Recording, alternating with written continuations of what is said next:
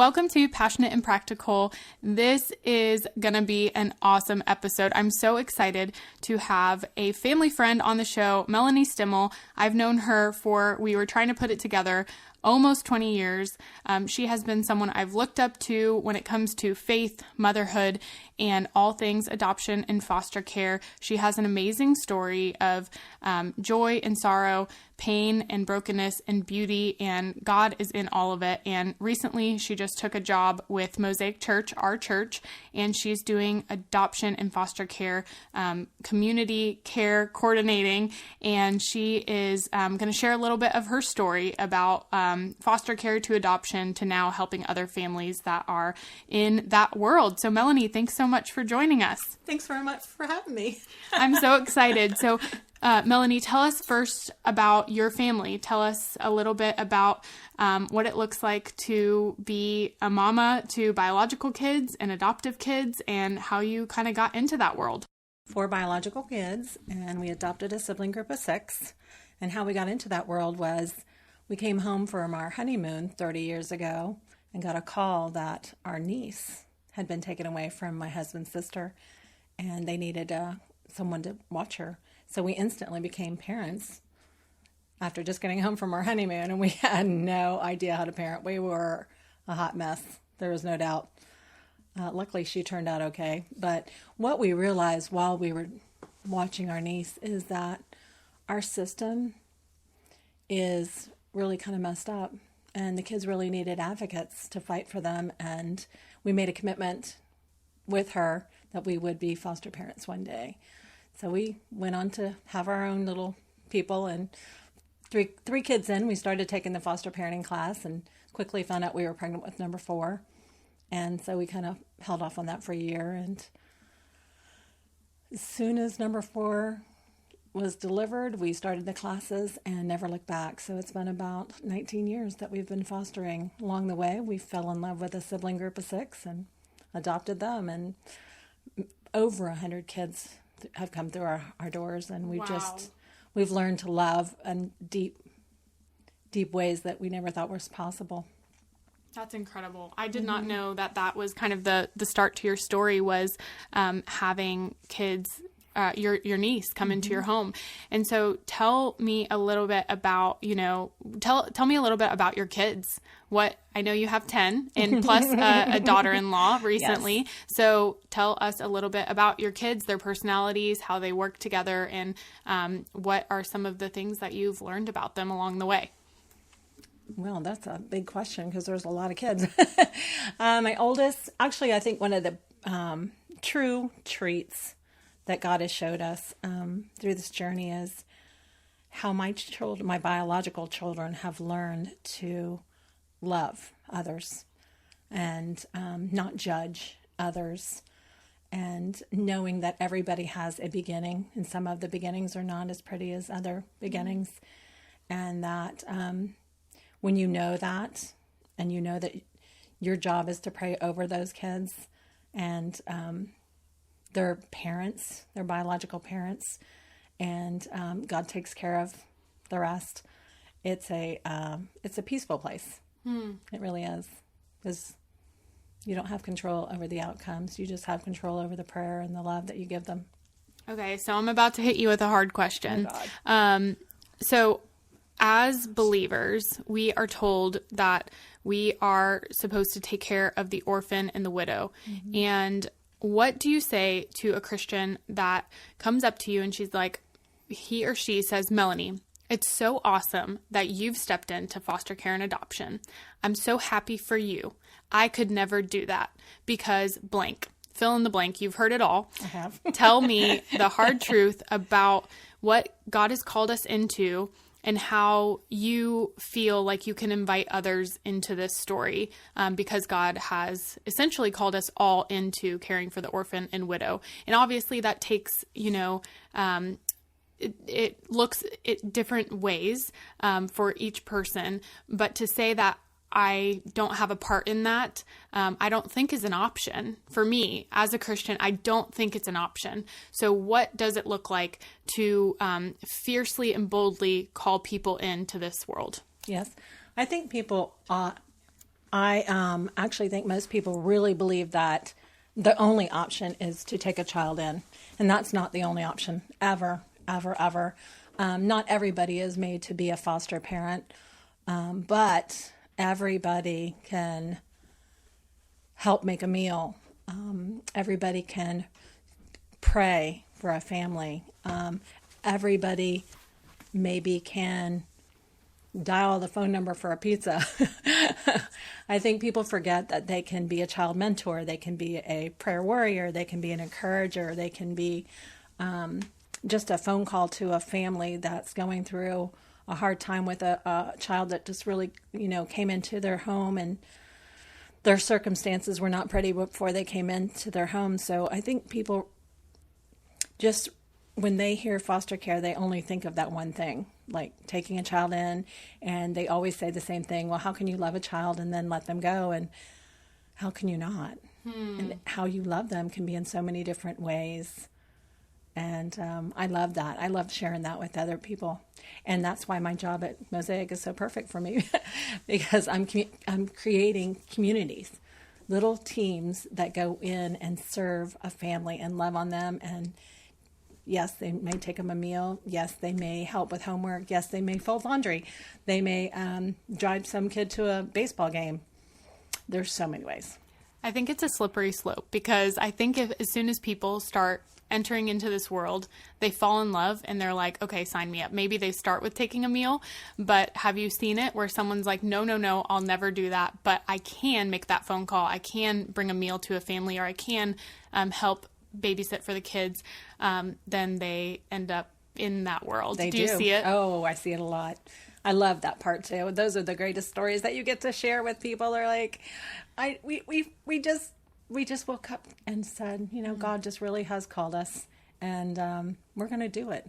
And I love cheering them on. My favorite, mentoring a new family when they get this first child, and it's just like any other child, except for they've been through some hard stuff. They've been taken away in a hard situation.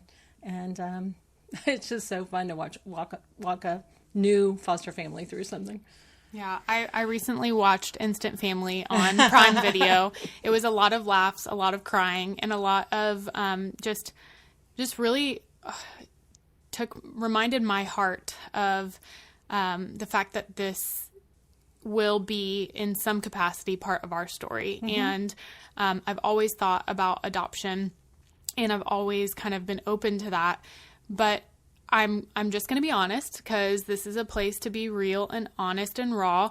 When I had my own kids, something changed, and not for the better. But I feel like I became more fearful. I became more protective. And I thought, how could I bring someone into this thing that we have going that's so good and so pure? How could we possibly expose my kids to, is it even responsible to expose my kids to another kid that has maybe been abused and possibly could inflict pain or harm on my own children? And so how do you encourage that mom that wants so badly to protect her own kid, her own little one, but also step into that calling that God is called them? Because God doesn't promise safety. The gospel doesn't promise safety. And so really, we're not opening ourselves up to be like, okay, God's going to take care of us and nothing bad's going to happen. You're saying I'm going to step in regardless of what the outcome is, and trust God wholeheartedly. How do you encourage that mama or dad? I hear that question all the time. I encourage them to know who they are and what their family is about, their makeup of their family. And then I encourage them to really pray through what age group would fit best with their family and their personalities. If they really have a heart for doing this, then there is a child out there for them waiting that's the perfect fit for their family. Yeah. And then you are smart about it. God tells us to pray through everything, and he's not joking. He means pray through this. Make sure you know what you're doing or where you're walking with this other child in your house. What's been the biggest blessing to be in the foster care and adoption community? As I said earlier, just watching my own children My oldest actually is a recruiter now for foster parents. So I love that they have a heart for this. But I have been on the Lake County Foster Parent Association board for 10 years, 11 years, and just watching every single one of those new families pop out. We're going to save the world. We're going to save a child. And then they get the child and they call me at midnight. Like, what do I do with this and in this situation? And it's just been such a blessing to me to be able to use that wisdom that it was hard probably for me the first time I went through it. But, you know, once you've been through something, you've learned, and being able to share that. And then I joined the state board. And now I get to travel around the entire central region talking to families and encouraging them and just giving them my phone number and making sure that laws are being passed to change the environment so it gets better every year. Paint the picture for us of what does foster care look like in Central Florida. So in the Central Florida area, kids that are with their grandparents, kids that are placed in out-of-home care, which is technically foster care, kinship care, or guided, I forget what the other one is. There's over 10,000 kids just in the Central Florida area. People are kind of shocked to know, but a lot of grandparents take in kids, and that's a whole other place. And so what we've passed just recently is that grandparents can now get a certain level of licensing so they can get funded for keeping their grandkids. Oh, wow. Because they're on a strict budget when they retire, and everybody knows it, and yet they weren't being paid to keep their grandkids safe, and that just had to change. So that's a pretty exciting change. Wow. What a beautiful way for our community to advocate for grandparents is to be able to support them as they're supporting their family members, their grandkids. So 10,000, that I don't think I can even comprehend that number for us. That's not even, doesn't even come close to how many people we see in and out the doors of our own church, which is a very big church. So thinking about every face that I see on a Sunday times 2 or 3 or even 4, that's how many kids are vulnerable in Central Florida alone. And some of these kids come in with their siblings, of course, that there's 7, 8, 9 siblings. And I mean, how does one say yes to that? Right. Unless they have somebody supporting them. So how beautiful would it be if everybody took a family and supported that family? Do you do any work with single moms, or is there spaces in Central Florida that does work with single moms, or are there opportunities to show hospitality and provide housing for a single mom? Yeah, I think we do have lots of different groups that are stepping out and helping single moms. I know just around the corner from Mosaic, we have a resale store that all the proceeds go to single moms, and we have different companies that actually house the moms and get them back on their feet and help them. It's called prevention. So in the state of Florida, the first thing we want to do is not have a child go into care. We want to have a child and that family be supported and prevent going into foster care. So yes, that is a very big part of the budget for DCF. Wow. Tell us a little bit about Mosaic's adoption and foster care and kind of what the current model looks like and what you're hoping to see in the future. Just a little over a month into the job, and my goal is that every one of our foster families at Mosaic have a care community, and that care community is a team of individuals that maybe don't want to foster, but they want to support foster families and love on them. So those care communities have just the ability to pray for that family, to bring meals, to do laundry, to do yard work, whatever fits into that family's need. It's really nice to get a meal, but is it going to be on a night that it doesn't fit really kind of into their, sports schedule or whatever? So each one of our care communities have a team leader, and that team leader is connecting with that family every week to make sure that the schedules, if they have court, let's be praying all over that family and the bio family. So court is in God's will. And so, my goal is definitely to make sure every one of our foster and adoptive families that want a care community have one. So going a little bit closer to home with Mosaic, how many Mosaic foster care and adoptive families do we have at the church? Do you know that number? Right now I have 30 on my list fostering, which I think there's a lot more that we just don't know about. So I'm going to be kind of standing at the door in the nursery area as soon as we all get back together too. Maybe with a big sign that says, "Are you a foster?" I don't know. I don't know.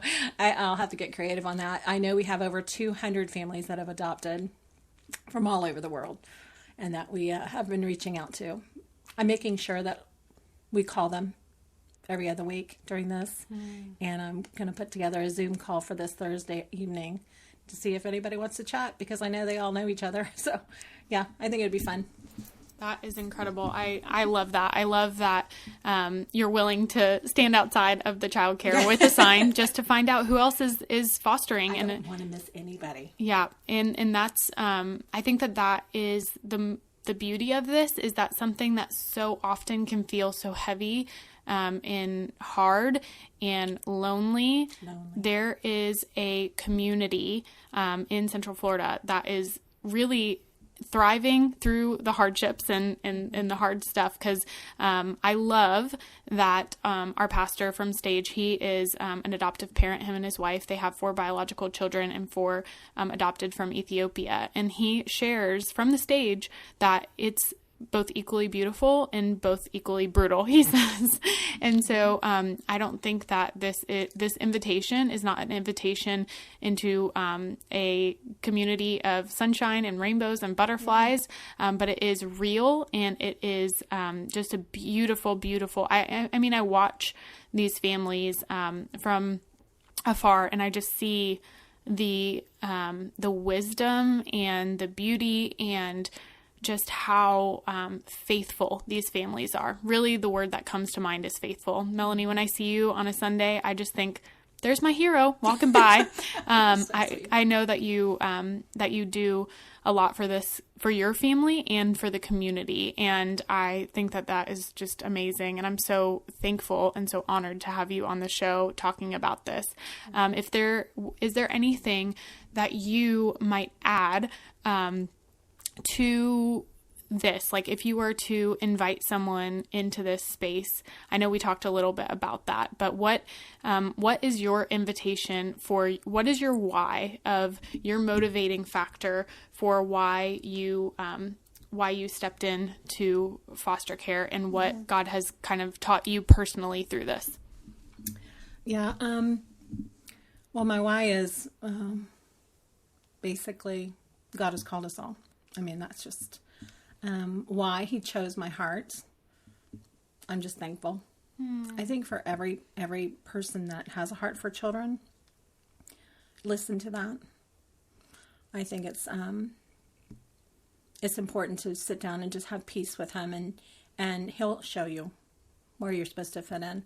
He'll guide you there, and make sure that your family is all on board too, because it is a family decision to foster. It's not for every family, but every family can be a support family.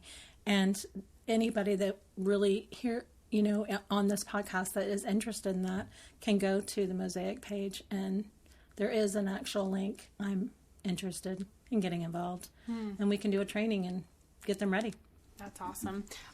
We actually have neighbors right next door that they are children's pastors at a different church in Central Florida, but they were trained for foster care at Mosaic, and they actually have a little girl that they're in the process of adopting. Yay! So Mosaic really has been instrumental in their story as well, which is really awesome to see. So Melanie, thank you so much for your time. Thank you for sharing a little bit about your story. Thank you for stepping so boldly into this space that just really, really needs people to step up. I'm so thankful to partner with you in the work of the gospel through Mosaic Church, and I'm so excited to run this race with you and to continue to grow together in our faith and our walk. So if there's anything else that you want to add? No. Awesome. Awesome. Well, you all are infinitely valuable. You are created with a unique set of gifts, skills, and talents created by God for His purpose and His glory. So go and be His hands and feet to this broken world. Thanks so much. Amen.